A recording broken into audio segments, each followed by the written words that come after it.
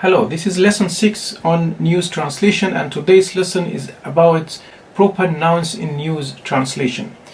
There are two types of nouns, proper nouns and common nouns. What is the difference?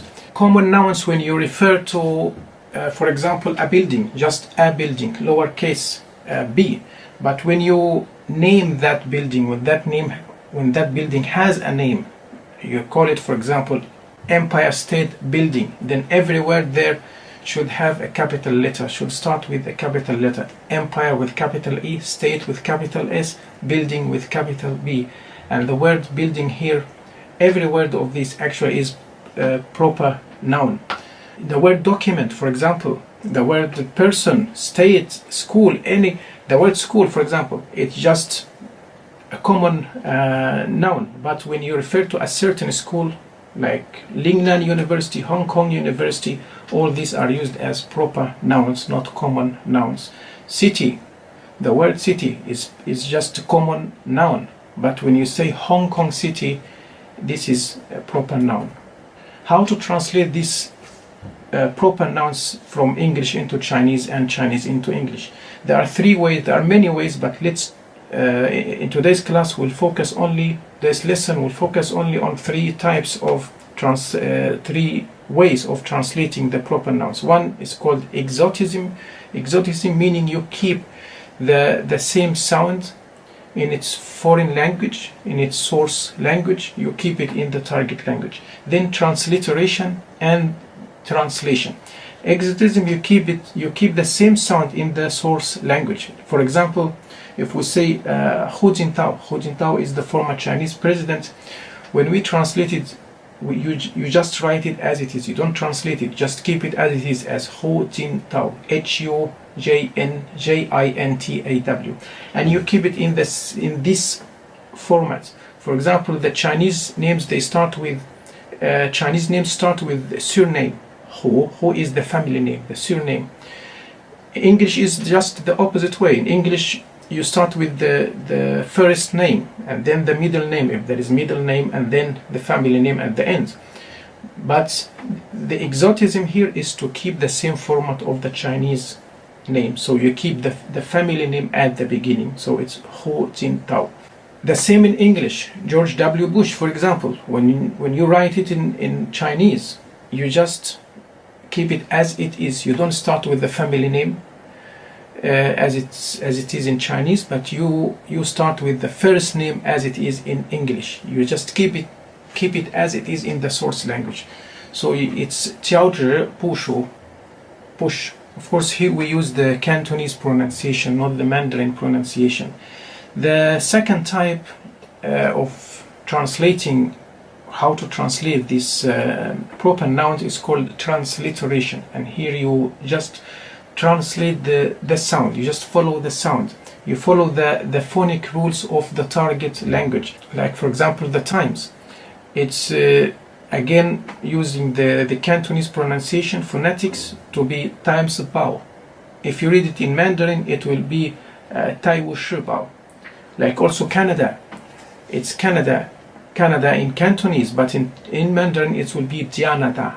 Names, for example, like Milosevic, we always keep the sound in its original language. In English, some people may read or pronounce it as Milosevic, but in his Yugoslavian or Serbian language, it's Milosevic. So in Chinese also you need to keep this h. So Milosevic, not Milosevic. It's Milosevic. Milosevic. This is called transliteration. Then the third type is translation, is that you translate the meaning of the proper noun. For example, the Times, the famous magazine, is translated as Shi Dai Bao. Shi Dai Bao. This is translation, not Times Bao is transliteration. Shi Dai Bao is translation. When we have to mention some proper names and proper nouns in the headline, we need to keep only the surname in the headline. Only the surname. Okay? Like this headline, Trump denies being briefed on reported Russian bounties to kill US troops.